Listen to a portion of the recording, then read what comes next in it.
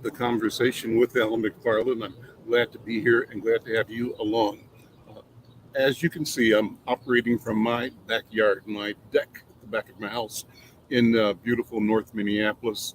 It's cool because cool because it's so hot. It's hot today. I'm under a umbrella and I've got some lights to keep the shade back a little bit. But it feels good and it's fun to operate from home, and I'm pleased to be connecting with you. Well, as always, I want to invite you to enjoy this program wherever and however you're connecting. We stream this program live across several platforms. That includes the YouTube channel of Insight News and the YouTube channel of Black Press USA. We're streaming live on Twitter and on Facebook, on three platforms on Facebook, and also on LinkedIn. What I want you to do is to support this project, this work, by becoming a subscriber. To subscribe, I want you to go over to the YouTube Insight News MN channel and simply subscribe. It's free, and you support this work. We want to grow our subscriber base. Obviously, our goal is eventually to monetize this by having views and subscribers and just connecting with people locally, globally. You can help be a part of that and tell some people about us. Share, like, and let's keep this thing growing. And I want to, as always, remind you that we join our friends over at Minnesota Department of Health, inviting you to be aware of COVID-19 and to observe the protocols, stay safe, stay healthy, and let's keep each other protected by following COVID-19 protocols. With that, as always, I promise you a robust conversation. Today should be no exception. I'm excited to meet a new person. And, listen, what I do is, this is why this is the best job in the world. I get to meet people that I've never met before, have a personal, private conversation. But the beauty of it is I'm sharing it with 1,000 or 2,000 or 10,000 more people. And so it's an intimate, but what do you say? Intimate, but expanded intimacy. That's how I'm describing it. A way to connect, and I want you to feel like you're leaning into this conversation as well. Well, here's a background story. When we started doing the conversation, we used to be called the Insight KMOJ Public Policy Forum at Lucille's Kitchen. Lucille's Kitchen was a neighborhood. Uh, uh, this is with all due respect, Greasy Spoon, a restaurant celebrated in North Minneapolis, the kind of place that everybody went to every day. If you got there at 11:30, between that time and maybe 2 o'clock, you would have five different meetings. People that you knew would show up, 5 minutes here, 10 minutes there, 5 minutes there. So that kind of community. We started having our staff meetings there, and once a week we'd have a discussion on what the planning would be for our newspaper. We discovered people leaning in. That's where this thought came, leaning in to our conversations. We said, well, look, pull the table up. Let's have a bigger conversation. Over time, it grew to where we took over the whole restaurant, and our meetings became the Insight News KMOJ Public Policy Forum, leaning in. So we're inviting you to lean in now to be part of shaping discussions that have consequence, that have meaning, that reflect our intention, our potential, our desire, our right to be co-authors of futures in which we win. Well, with that, let me invite Janalee Rodriguez into the show. Janalee is a new member of the Children's Theater Company. Hi. I'm Hey, so Janalee. sorry. That's I'm right. so sorry to correct you out. It's Janelli. Janelli. Please correct me. That's fine. That's how informal we are, and appreciate it. So, Janelli Rodriguez is a new member of the CTC Acting Company, beginning with the 2023 and 2024 season. She's enjoyed roles in Dr. Seuss's How the Grinch Stole Christmas, Annie, Cinderella, Spam Town, and Diary of a Wimpy Kid at the musical at Children's Theater Company. He's performed in productions with other organizations in Twin Cities, including Hello Dolly at Theater La Di Da, and Iphigenia at Aulus, 10,000 Things. Other credits include Man of La Mancha at a solo repertory theater, Nick's Flamingo Grill, and Ghost of Lotte Bravo at Alliance Theater, and Thumbelita and Schoolhouse Rock live at Birmingham Children's Theater. Uh, Janelle, correct me if I'm wrong. Janelle. Janelle, Like holds Janelle with like an extra E sound Janelle, at the end. Janelle, Janelle. Yeah. holds a Yeah. BFA from Reno University, and I could be saying that wrong as well. So A little listen, bit, but that's okay. it's so great to have you here, and I want to talk about your work with CTC, your role as a member of the company, and your history, and let's talk about art in general, about acting Yeah. in general, about theater in general. And again, so good to see you, and welcome. So talk about your present announcement that you're joining the company for the 23-24 season. What does that mean? That means I will be in the season. I will officially be in 3 shows this season out of the 6 shows. What I will be doing will be determined later, but we'll be remounting Grinch. I'm so excited. It was such a fun show. Then I will be doing Alice in Wonderland, and I will finish off the season with Frog and Toad. And I'm so excited that CTC is bringing those shows back, especially Frog and Toad. I have always heard such good things about it from the last time they did it, so I'm really excited to do this little revamp. So where are you from? What's your story, personal? I am where I'm from right now. This is the backdrop of my parents' current home here in Miami, Florida. That's where I was born and raised. I graduated here, and then select few from my class went over to Palatka, Florida, and we got our associates at Florida School of the Arts. After I got my associates, I decided I wanted to get my bachelor's, and so I moved up to Gainesville, Georgia, and that's where I got my bachelor's over at Brenau University. And then from there, I started working around the city. That's how I got involved with the Alliance Theater. And while I was at the Alliance Theater, I had heard about this audition for Children's Theater Company, and I was very intrigued, and that's where I got to meet Peter Brocious, and it was a really great audition, and I got the offer. And I actually had a couple of friends who were working from my alma mater at Florida School of the Arts in Minneapolis. Jordan Leggett, who's a brilliant working actor. You can catch him in Godspell over at Artistry Theater. And Dwight Leslie, who was the PA 2 years prior to my tenure. And I asked him about the program, and he had like nothing but good things to say. And I took a leap of faith, and I moved out of Atlanta, and I've been in Minneapolis ever since. That's a wonderful story. Always take a second to reflect on how important an organization CTC is. This theater is world renowned. It's probably one of the largest, most robust arts programs for intergenerational experiences in the country, maybe in the world. And so I want to sort of second what you're saying in praising the institution, and let you know that everybody here feels the same way about it. It's a wonderful, wonderful asset for our community. So glad that you're a part of it. I think your presence simply enhances and grows the rich wealth that this organization represents. Explain to me your pronouns. Oh, absolutely. She, they, and he is what I'm seeing. I was born as she, her, hers, so that's usually my predominant, and I am fully aware that that's how I present to most of the world, so that's the one I'm usually most comfortable with, but I identify as gender fluid, and so I like to throw in those other ones there because my gender isn't static, so I don't feel that my pronouns should be either.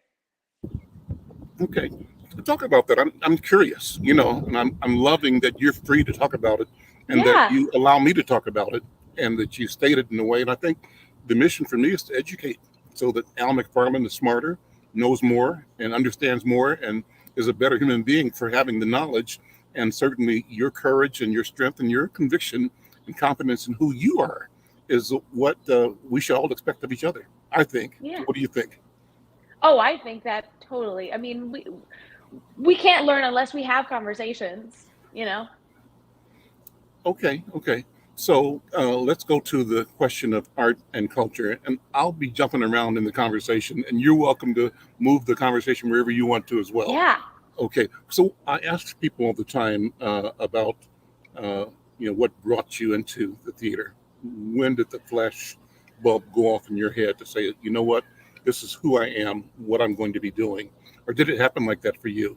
Uh, You know, theater was more of like an afterthought to what I could do to be able to sing. I think I always knew I was going to sing. I've been singing since I was a little babe. I think one of my first memories is just like singing along to Barney. And I remember when I was 4, my mom took me to the movies, and I guess they were replaying The Little Mermaid over in theaters. It must have been like a 5-year or 10-year anniversary kind of thing. And I was obsessed with the movie. I knew it, all the songs, I knew all the lines front and back. And I remember just getting in my bathtub and recreating all the scenes. So I always knew I was going to sing, and I needed a way to like let that out. Um, and I think it was around high school. I was like, well, what if I try theater? It seems like being in a musical would be a great opportunity for me to let that skill shine through. And it didn't take long. I fell in love almost instantly with musicals and theater, and I was like, I think this is something I want to do. I think this is totally plausible and feasible, and let's give it a shot. And I had such a great community here, and I that was pretty much it. so you used the word shine through. I'm interested in that. What did you mean? You said you wanted a place so that skill could shine through. What do you mean? Oh, I just wanted to bring it out, Mhm. and let people hear it. I'm pretty talented if I do say so myself, Oh, I love it. I love it. I love it. and what better place to be bold and big than in a stage that lets you be that, you know? I love it. Well, I'm going to put you to the test. Let me hear you sing something. Ooh, I don't know. What do you like to hear, Al? Well, what do you sing at home by yourself when you're thinking? What do you think? What do you sing when you? I don't Oh, know. yesterday I had an inkling to sing some Ella Fitzgerald. She's just such a classic, and she's Oh, so sweet. And oh, oh. yeah. Let's hear. Let's hear some Ella. Um, there's a somebody I'm longing to see. I hope that he turns out to be someone who watch over me. Just a little something. I love it. I love it, Mia. I was catching. I caught Ella absolutely, but somewhere in there I also caught a little of uh, uh, not Sarah. Let's see, Billy. Oh yeah, she's great I caught a too. little Billie Holiday, and Oh a couple of those notes. That's beautiful. And here's where I'm going with the question. I love talking to performers and entertainers, and I'm always interested in knowing what they experience when they're doing what they do. And that's where the question of asking you to follow up on shining through.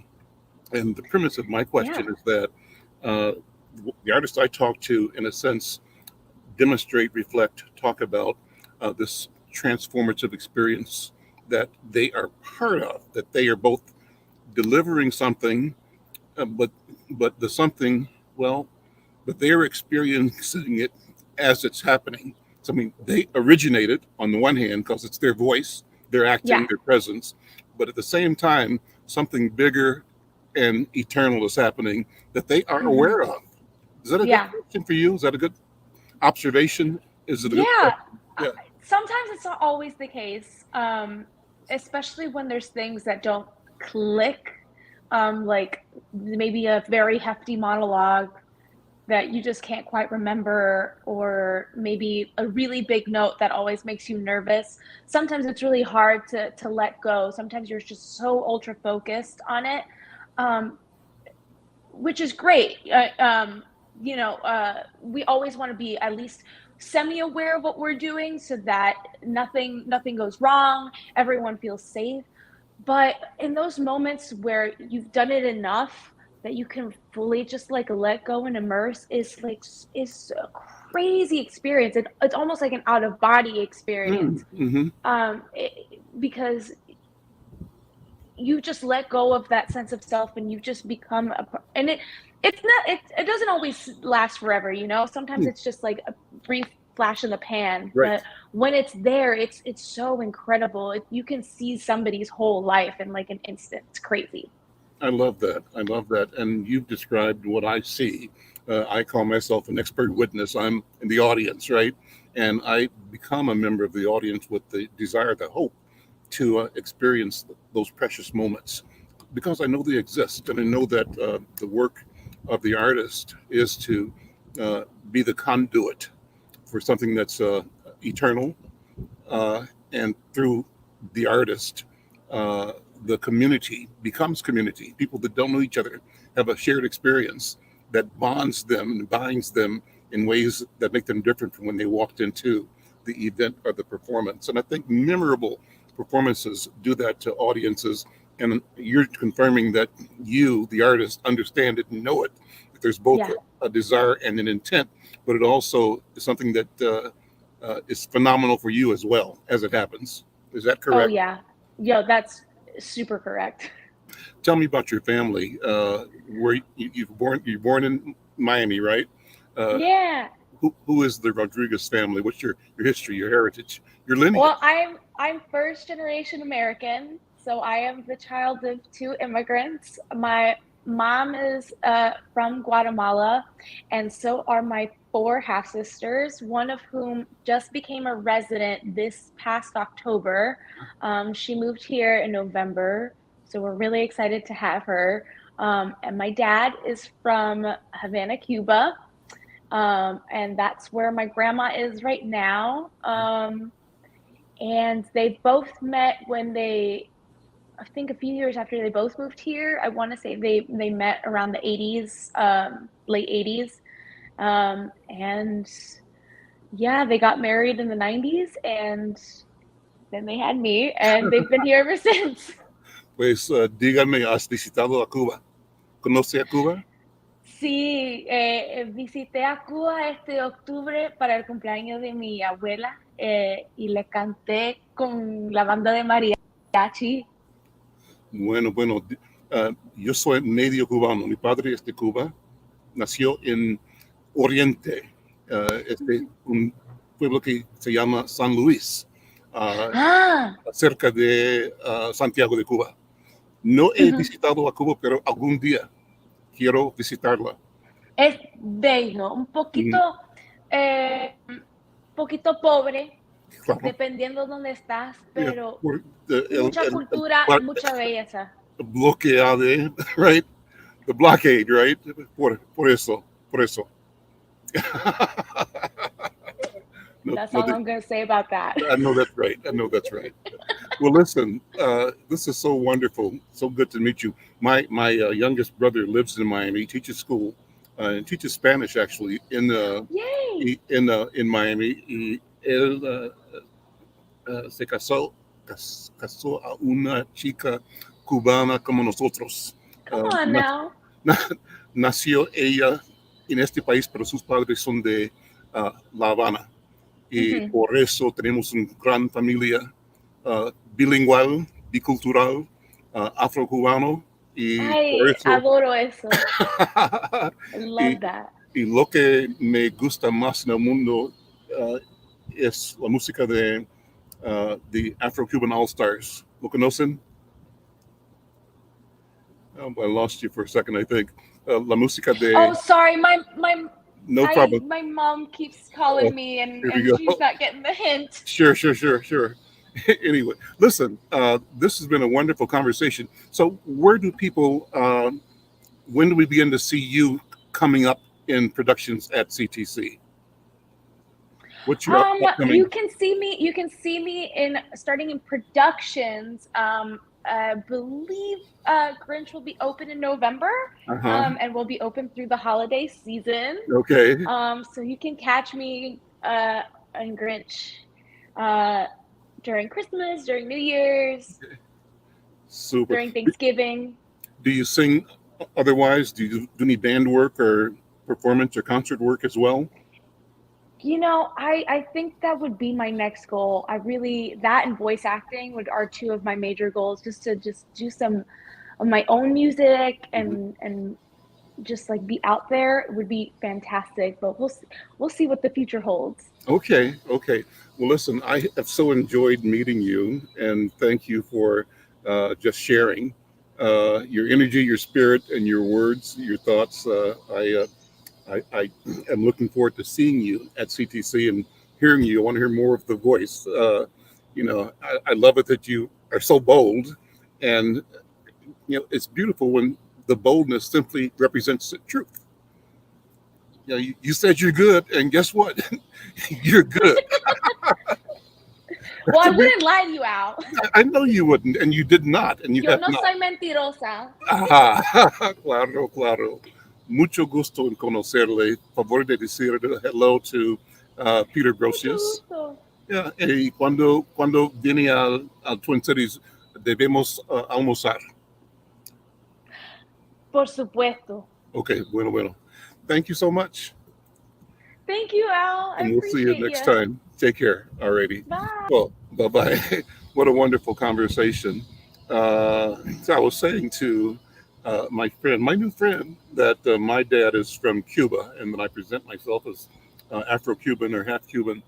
Born in a place called San Luis, which is in the province of Oriente, the city Santiago de Cuba. And I said that I haven't been to Cuba yet, but I intend to. That's one of my bucket list items to spend time on the island. And I have relatives still remaining in Cuba. And they were there as part of the wave of Jamaicans that went to Cuba at the turn of the century they were farmers in Jamaica looking for better opportunity. It turned out not to find it. They stayed a number of years. All of my uncles and aunts, except for the youngest, were born in Cuba. I grew up as Cuban youth, but then the family moved back to Jamaica, and then from Jamaica in time to this country and to England. That's where we are right now. Listen, let's keep going with the program. I'm glad to see my friend David McGee is here. David McGee and I are working together. He is a customer of mine, but also as a friend and as a companion in the community, as a leader in the community, trying to address the question of wealth creation for our people. His organization is called Build Wealth Minnesota. And if you're watching our paper, as you watch our paper, you'll see full page ads every week for the balance of the year, inviting people to join and support and benefit from his idea of getting 9,000 people into equity positions. David, good afternoon. Welcome to the conversation. How are you doing? Well, good afternoon. How are you, Al? Good. Good afternoon. Take a minute and give people Build Wealth 101, please. Well, I mean, that's what we do here. We help families build sustainable social and economic wealth. And um, hopefully that ends up being a legacy building opportunity for them to build generational wealth. A lot of that is done through some really comprehensive education, teaching people about systems, good and bad. A lot of us we work with people from all over the world, but we have been really effectively and aggressively working for people of color and specifically African Americans unapologetically to really try to um, forge and bridge the wealth gap here in the state of Minnesota, which is has some of the worst disparities in the country. And so, Let's talk about that, because people don't believe that. On the one, they believe it, they don't know it, but they're not as familiar with the language, the data. And everything you're saying is based on data. This is the fact. A lot of people are dismissive about the lack of wealth in our community. On the one hand, blaming it on our unwillingness, our unreadiness, but never on the lack of access to capital and opportunity, and seldom the lack of access to knowledge and training and information that allows a person, a family, to navigate the financial world in order to be intentional in building wealth. And we all know that the main tool for wealth building in this country is real estate, owning a home. And so, talk about what the lay of the land has been in Minnesota. This is really a story that we should all be ashamed of. I'd say Minnesota has been one of the worst. I mean, if you look at the history of the nation, really, Minnesota's just behind in terms of kind of coming to the surface. The as a nation, I think home ownerships for Black families is like at 42%, but Minnesota is at 25%, and actually that gap has been widening. There have been a lot of opportunities for folks to get involved in wealth creation and home ownership when they started HUD and FHA started creating opportunities for families to get into home ownership. Minnesota has always been on the lower end of the threshold about bringing that information to these communities. As a matter of fact, created different deed restrictions and redlining, where they put a line around communities to kind of keep lenders from lending to Black families in order to expand the opportunity for Black families. That went on for a number of years. And as the country started closing the disparity gap and it got to 42%, Minnesota has been going the other way. As a matter of fact, at one time in the early 70s, home ownership rates for Black families were up 50%. It's actually down 25. It's going the wrong way here in Minnesota, and for a number of different reasons. As you said earlier, you can't blame that on a family's unwillingness to participate in capitalism or in, not participate in the possibility of home ownership when access to capital has been elusive. Underwriting criteria, underwriting is the guidelines under which to provide a person approval for a loan. Those guidelines have stayed the same for nearly 80, 90 years. A lot of Black families weren't even buying houses 80, 90 years ago. And so they haven't changed a lot of the guidelines to fit the culture.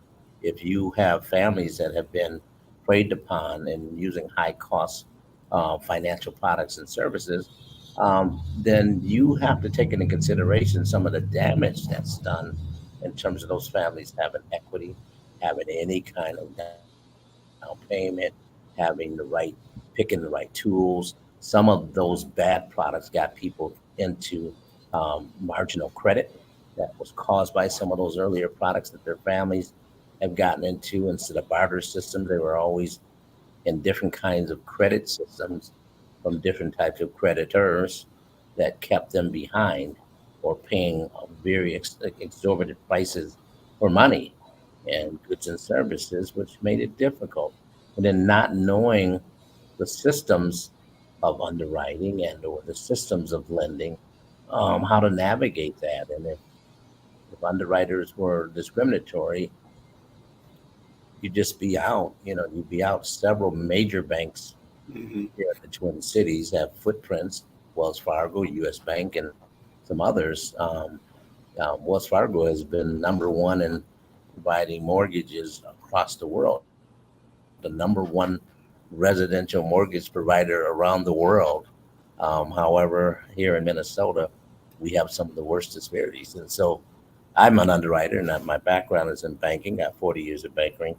I spent 37 years as an underwriter and training underwriters. Just really being able to speak intelligently to that Mm-hmm. system, that something needs to change.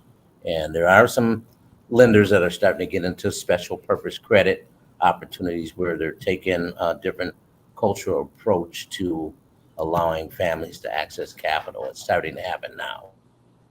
Well, Um, take a minute and explain how the 9,000 Equities program works? What's the strategy? How do you intend to bring these opportunities to these households in the future going forward? Well, Al, what we did is we had some data, as you mentioned earlier. We found some really recent data working with Prosperity Now, and we said, well, I've been working on it since 2005, addressing disparities, and we're doing a great job over here at Build Wealth, Minnesota. I think we've gotten over 5,000 Black families in home ownership, but the gap was widening. We're like, how could the gap be widening if we're doing our part? Then that means a few of our partners and our friends and our stakeholders are not. Hmm. So we tried, what would it take for us to move the dial by 15% the other way over a 7-year period? Is that possible? So we started looking at opportunities to do that, and not just talk about it, but be about it, and found a way to map that out, how we do it. And so the number came out to be about 20. If we were able to close the disparity gap by 15%, it would take us getting just under 9,000 Black families in home ownership. It'll be about 29,000. If we got 29,000 Black families in home ownership, there wouldn't be a disparity gap. Okay. But we were just going to go for the 9. And we found all the right partners to get this started. And we found some folks that have made it their life's work to do this work and to really do it no matter what it is. Even if it was a small loan, all of us had education on our heart about systems. And so we brought a team of partners together, launched in December 2021. And we started down the pathway. And so we've come up with a number of different products. We got a special credit product, special purpose credit. We've got down payment assistance. We got matching savings and education to kind of get people in a position. The 9,000 equities is to get 9,000 families to purchase 9,000 homes, to start 9,000 legacies. So the goal isn't just to get a house. It is to get an opportunity to get these families into a system, as you mentioned earlier, that has historically been the tool to build legacies and generational wealth.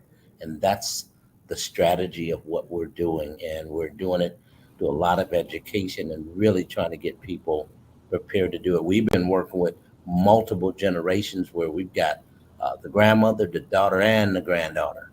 We've helped them all three in families begin to purchase homes, have sustainable home ownership, and now recognizing the equity and educating them on how to manage, protect, and use that equity to build wealth for their families. I hear you saying two things. One is that it's never too late if you're working with the grandparents. Never too late to become a homeowner. And No. I also hear you saying it's never too soon if you're working with the granddaughter. You said it right. We've been trying to get young people at 24. Mhm. Is a major objective. Jeff Robinson's one of our senior program directors, and him and I have made a commitment 7 years ago that we were going to try to get 24 to 30-year-olds into home ownership. If we have a say so, they'll never rent. They'll come out of college and go right into home ownership and never rent a day in their life. So being too young, nope. Our youngest person is 20 years old. Ah, We have a 20-year-old homeowner amazing. bought 4 years ago. They're sitting at probably about $80,000 worth of equity today. So they had student loans of about 40,000. Mm-hmm. So they have a positive net worth. They could pay off their student loans with the equity they built up thus far. Never rented. They came out of college, went right into ownership. And then our oldest family, 73, young lady, she's the first time home buyer in her family. And she's never the first generation in her family to purchase a home. She purchased her home at age 73, ran and got her granddaughter. Got her granddaughter through our program, and her granddaughter is now a homeowner. She went and got her mother. And so it went from grandmother to granddaughter, then to mother. And it's unfortunate that these aren't, I'd love for them to be married couples, and I'd like to see more men involved in this, but it's just so awesome to have 3 generations of families that have never accessed and had this kind of power to build on for the next generation together and be a testimony to our community. And so, how do you and what do you teach these individuals and these families? What's the curriculum? And you've gotten that down to a science now. We do. It is in fact We a do. curriculum. It's not just talking to somebody, not just coaching, but there's an actual curriculum that you're operating, a playbook. Yes, we've been doing it for 15 years now. It's called we have the Family Stabilization Plan, and we just now converted it to an online version, and we also put a layer of the Financial Stabilization Plan because we're getting some confusion with some single folks, and I'm not family, and so they wouldn't get engaged because of the name and the title, and so we shifted that around. Mhm. But this Family Stabilization Plan is 10 modules of education. And there's a part that we do in-house where there's cohort model where there's some coaching that goes along with it. And then now the self-paced online version is a model that people can go through and actually there's 10 30-minute modules. And the goal is to teach everybody around social wealth, which is something we don't talk about, but that's relationships. That's critical. It's not always what you know, it's who you know, which is sphere of influence and knowing people. And through slavery and all kinds of other bad systems, we've been isolated and spread out, especially with the pandemic. And so we don't look to other people where there's a lot of power and strength and unity and understanding and having great relationships as opposed to being conditioned not to be a family and conditions not to trust my brother or not to engage with other people. We need one another. So social wealth is a major component of our teaching. Then we get into credit. We get into employment and employment readiness and making sure people are earning what they should be earning and what their value based on their education and their experience, what their value is to the marketplace. Now we got these wonderful tools with Google and Siri. You can just ask, if I got this experience, how much should I make? And it'll come back and say, should make $73,000 a year. Well, we found people, we were doing all this great work, and our average age here was 42, and the average income was 39,000. That's what, and the average family size is 4. That's extreme poverty. Yeah. We weren't going to try to perpetuate poverty. We wanted to educate people that this was a challenge. And so we started working on income and how to access and how to increase your income, employment readiness. Like I said, we do David, how do you address that? So you discovered within somebody, a family of 4, an household income of $40,000, $50,000, where it ought to be average, what, 80,000 or so, or 70,000? How do you? It should be based on what their experience. If they've been working 17 years, Okay. imagine they would have gained some skills and some education and some experience that are valuable to the marketplace. Okay. So there's an actual tool So that how we does use. a person stay somewhere 17 years and still not make any money? How does it happen? Because the system, the employment system, we teach system. So the employment system is at will. And so an employer is willing to pay you what you're willing to accept. Yeah. And everything's negotiable. And if you're able to go through and present to that employer like, hey, wait a minute, I went through the system. It looks like this job. I think we lost David for a second. We'll get him back in a minute. In the meantime, we've got a poster for an important event that's coming up. Yasmin, you can pull it up. Yeah, that's it. Make it larger so people can read it.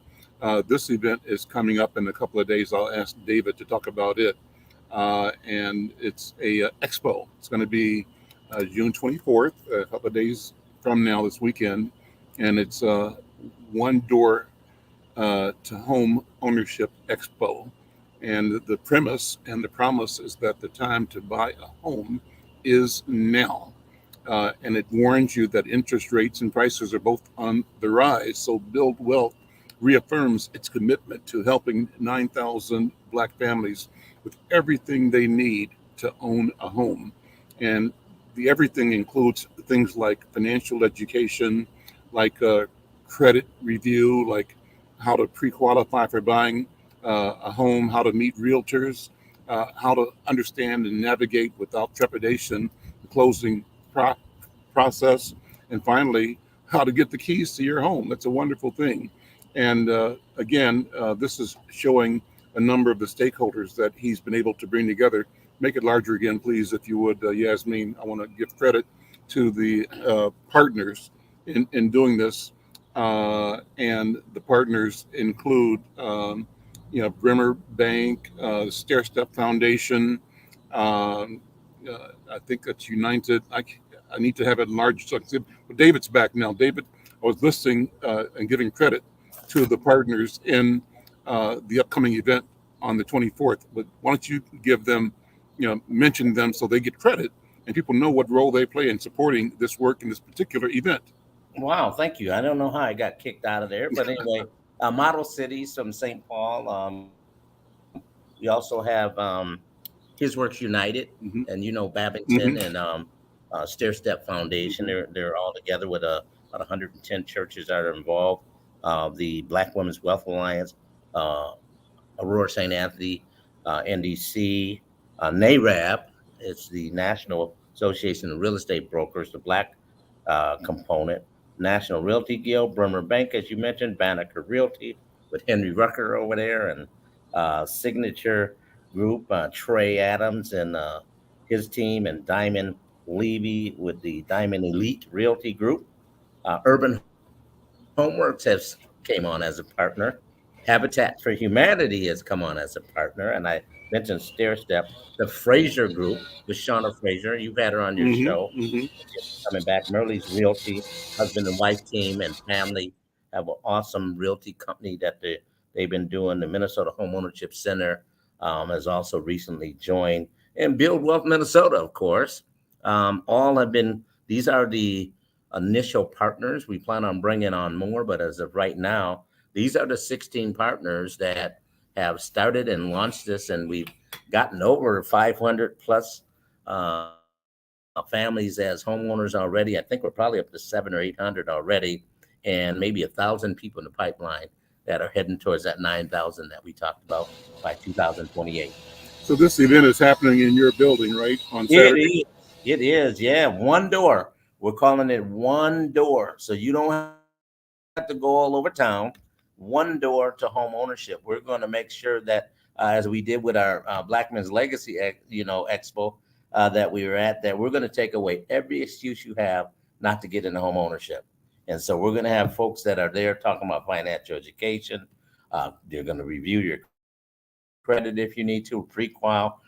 You're going to meet with realtors, closers, and you're going to learn everything about this process we're actually going to give you a passport when you come in the door, and you're going to get your passport stamped by every professional you need to get through the entire home buying process. There's no way, you have no excuse not to have a family member actually make it towards home ownership at this event. Yeah, this is almost like, as you're speaking, David, Harriet Tubman, freeing the slaves, right? Hey, yeah. And you almost saying, look, you got to get this. No excuse, freedom, and you got to come on, and Down payment assistance will be there. Everything you need. uh-huh. Fundings, we got two main banks, and we're a bank here at Build Wealth Minnesota that have some really culturally sensitive, as I was talking about earlier, culturally sensitive money. I didn't say free money. I didn't say black money. I said culturally sensitive money that will take into consideration that you've had some cultural differences, that maybe I should look at you different as it relates to you qualifying for a mortgage. So all of these things are going to be available to you. There's no guarantees you're going to get a mortgage that day, but the point is we'll have everything you need to get in position to qualify for a new home. You recently your organization and your work were beneficiaries of, I think, a $5 million acquisition or allocation from the state legislature. Talk about that if you would. And it sounds like a lot of money, but really it's not. Yeah. Everything is incremental. And to do what you want done, what is the price tag of Right now, this 9,000 equities is a $2.5 billion with a B, a $2.5 billion initiative. And we are really elated, and we feel blessed that the state of Minnesota, of all, the legislature actually allocated an appropriation of $5 million to go towards our fund, the actual special purpose credit fund. That's almost unheard of in the state of Minnesota, and it's from some serious folks that down at the legislature, Baje, our champion, Senator Bobby Joe Champion, really helped get this. We asked for a little more, but they gave us 5 million. We're going to leverage that already. We've already set it up to leverage that, hopefully 3 times that, to help us. Like I said, it's a $2.5 billion initiative. The loan pool, we're trying to grow that to 100 million. We've got some really good supporters. McKnight Foundation jumped in and immediately helped us out. The city of Minneapolis jumped in. The Polad Family Foundation, Family Housing Fund. So a lot of supporters have really, JP Morgan Chase. There's a lot of supporters that you'll meet at this event. You'll know who's been helping us, have stepped up to the plate. The Minneapolis Foundation, so some great stakeholders believe in this thing. So I was a little surprised that the legislature provided this for us. Sometimes it takes 2 or 3 years. They did it on the first year. And I know there's a record amount of money that the governor and the legislature put forward $1 billion towards home ownership, and they actually funded this. And so I'm looking forward to working with Commissioner Ho. She's been at our events and supports our event, and I think she supports what we do here. So I'm looking forward to us working together and growing this fund and growing the opportunities for these 9,000 families to get there. I know she is eager to see this disparity gap close. We've been a great steward over our resources. We've been working with Minnesota Housing now since, it's been over 18 years almost that we've been working with Minnesota Housing. We got a great relationship with them. This is a newer commissioner, and she's open to see change, and she seems to be really honest and eager. If you've got a great idea and a concept and you know how you really want to get it done, she's going to work with you. That's great. I think that we can't say enough about our legislative leadership, starting with Senator Bobby Joe Champion and, of course, Esther Baje here in North Minneapolis, and also our legislator from the northern part of the ward. I'm having a senior moment here. My friend, the Esther's counterpart in District 59 for the Camden neighborhood, but they and other legislators stepped up in a big way. And as you said, a lot of times, Vang, let's see, they and a lot of legislators stepped up in a big way to ensure that significant, investments were being made in our community in ways that, reflected that historically the approach was kind of piecemeal and, token almost, but now they've moved it to another level. Samantha Vang works with Northwest Minneapolis in her district, but there's also Fu Lee. That's who I was trying to think of. So Samantha Vang, Fu Lee, Esther Baje, and of course, great legislators over in St. Paul as well. So kudos. Yeah, there's been white too. So there's been some folks that have been some white legislators that have stepped up to the plate. Yeah, I know we have been struggling for quite some time with some of the Republican senators, and they came on our side this time and really held up the torch and really believed in where we were going, because you couldn't get this just being partisan. This is a bipartisan support that helped us move this and get this across the finish line. Senator Drahan, he's been in charge for the last several years, and he's been on our side. And I know we've had some struggles, but he hung in there and he supports Senator Champion on a lot of things. And I was just so surprised. He just had nothing but great words to say about Bill Wealth, Minnesota. That's wonderful. And our organization and the effectiveness of our work. And that just goes to say, a lot. I just said that says a lot. for us. Let me shift to talk about you personally. I am, David, so impressed with your own story. You always share a little of it, but I got a few extra minutes here, and I want you to go deep into David McGee, and particularly talk about the training in the early phases of your career that brought you to the work that you are leading right now. I mean, as you started as a young banker, what did you envision your work would be, your life work, your aim would be? And how has that morphed over the years as you gained experience, knowledge, and awareness of both the systems, but also the conditions, the environment that make the system work against our people? Give me a sense of how you have evolved in both understanding and ability to act based on the knowledge that you acquire on your path. Well, I've always wanted to be a banker. As a child, my dad took me to First Bank. It's still downtown with the number one on it, and now U.S. Bank. Took me there, and I was so intrigued. I was probably 5 or 6 So years old. you're a native Minnesotan. Yes, I am. Mhm. And man, and this white lady started counting. I called him Mr. McGee and started handing him $10 bills.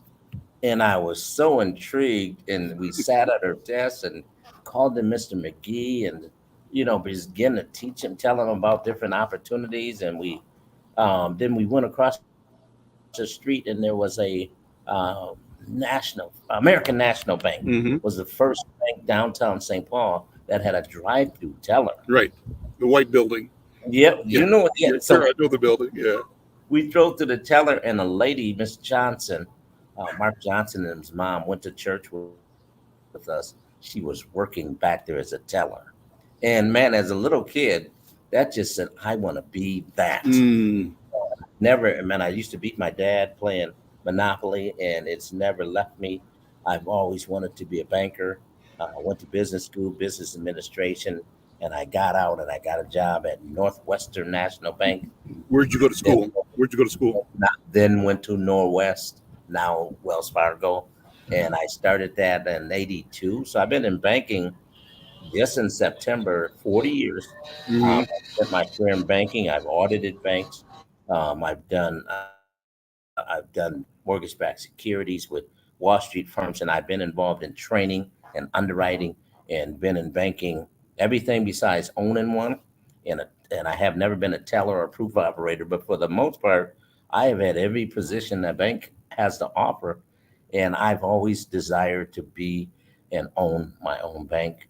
We are a community development financial institution here at Bill Wealth, so we are a nonprofit bank. We have tried to start a bank, and every time we get there, we've had a foreclosure crisis. Almost got close, and then we had a recession. Got a little closer, almost really pulled it off here in this new building that we've acquired, and then we had a pandemic. So it's been eluding us, but at this stage, we are lenders.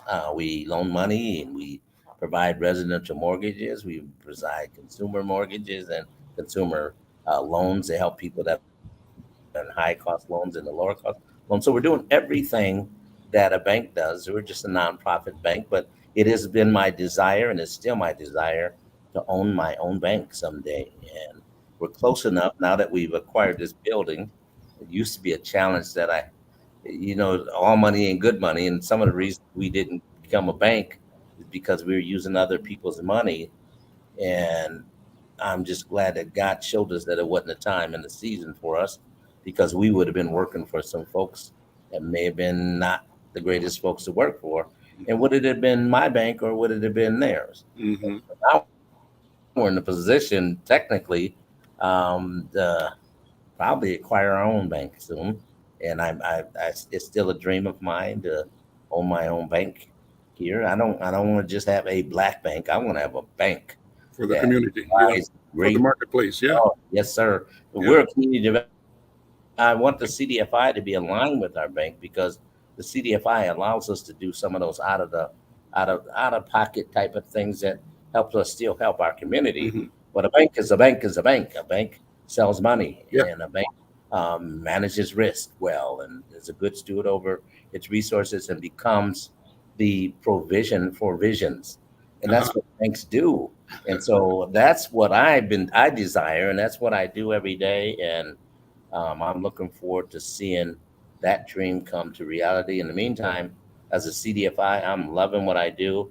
I've made it my life work to pour information into people, first and foremost, help with accessing opportunity, second, and just first and foremost, really be a great. I'm a man of God and a pastor, so that's my real job. So it is, and being a husband, man. You and I have had that discussion. We have. That's my second job, is being the head of my family and the spiritual leadership of my family, my wife and children. I got 12 grandbabies and setting the stage for their legacy. But now I've taken on all these thousands of other families that aren't my, they're not my children, and my brothers from another mother and my sisters from another mother. Mm-hmm. I've taken it upon myself all that experience and knowledge and wisdom I got, that I can pour that back into them and watch them build legacies for their family. And we're doing that. You mentioned earlier, just the positive energy you got from being with your dad, going to the bank. Take a minute. We got about a minute to talk about your mom's family and your dad's family. Well, my dad's family actually came up, migrated to Minnesota from Iowa, and they were working in the coal mines of Iowa, and actually McGee came from some indentured slaves, some folks that came here from Ireland and went into the coal mines. Mm-hmm. So he migrated here. My mom's family, I'm a fourth generation North Sider. So my mom's grandma lived here on the north side. My mom went to North and went to Lincoln and all those here over north. So my mom's dad actually was one of the first Black people to work at the Ford Motor Company, and actually was one of the few that owned a car. He died, they say, crossing the L trains back then. That just seems strange, but I wondered it was because he wasn't supposed to be owning no car. He was one of the only Black people owning a car in the 50s and 40s and 50s. But anyway, so they migrated, and then they actually met. And my mom. I'm going to have you come back and tell more of that story. We're out of time. It goes so quickly, Okay, appreciate it. Thank you for having me. Well, thank you. But this is simply a continuation, because this conversation, David McGee, is one that is absolutely essential. And you are the voice. You are the person that will lead this movement in our people to wealth building. David McGee, Build Wealth Minnesota. Thank you. And we'll see you next time. All right. Bye now.